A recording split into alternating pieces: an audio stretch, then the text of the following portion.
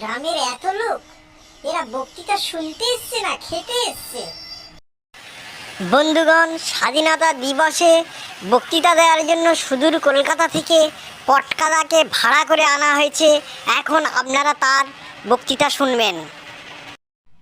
ভাই সন্টা, আগে মাইকটা ভালো করে দেখে নাও, নাহলে গলার প্রেশার নিতে না পেরে মুরগির মতো কক কক করবে না তো?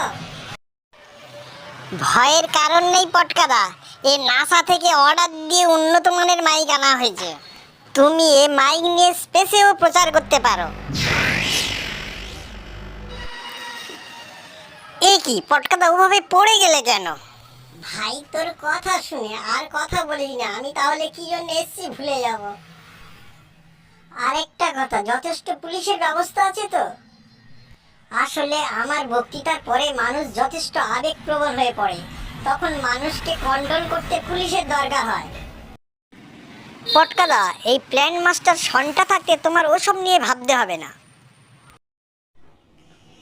শুধু শ্রোতাবৃন্দকে প্রথমেই জানাই আমার আন্তরিক অভিনন্দন ও শুভেচ্ছা। আপনারা আমার দুই চারিটি কথা শোনার জন্য অধীর আগ্রহে ধৈর্য ধরে রয়েছেন, এর জন্য আমি কৃতজ্ঞ। আপনারা জানেন আজ আমরা কেন এখানে সমবেত হয়েছি, সেই সম্পর্কে আমি দু চারটি কথা বলতে চাই। তবে জানি না যা আমি বলতে চাই তা আপনাদের সঠিকভাবে বলে বোঝাতে পারবো কিনা। শুধু তাই নয়, যারা বুঝবেন তাদের বোঝার ক্ষমতা দরকার। সঠিকভাবে না বোঝার জন্য কত রকম সমস্যার সম্মুখীন হতে হয়।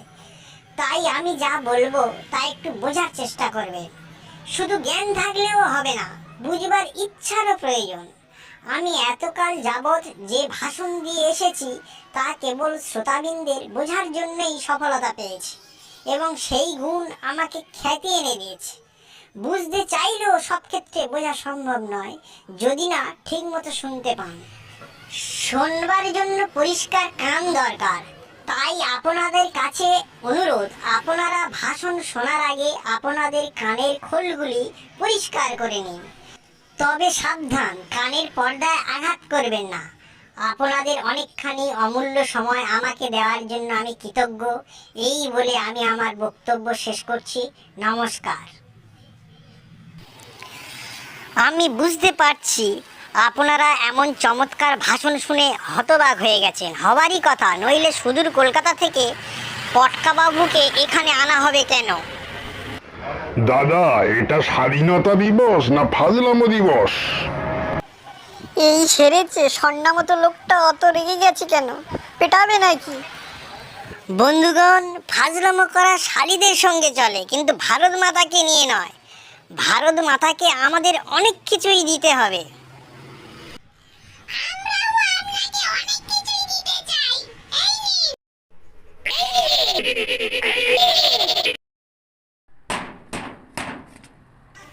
বন্ধুগণ, আপনাদের কাছে অনুরোধ, আপনারা একটা করে জুতো ছুঁড়বেন না, আপনারা দুটো করে জুতো ছুঁড়ুন। তাহলে আমি এই স্বাধীনতা দিবসে কথা দিচ্ছি, আমি স্বাধীনভাবে জুতোর দোকান দেব। সান্টাদা, তোমার চিন্তার কারণ নেই, তোমাকে হসপিটালে ডেলিভারি দেওয়ার জন্য অ্যাম্বুলেন্স নিয়ে এসেছি। তোমাকে কতবার বলেছি তুমি সব কাজে হেলমেট ব্যবহার করবে। আর বলিস না, পটকাদা যে এভাবে আমাকে ডোবাবে বুঝে উঠতে পারিনি।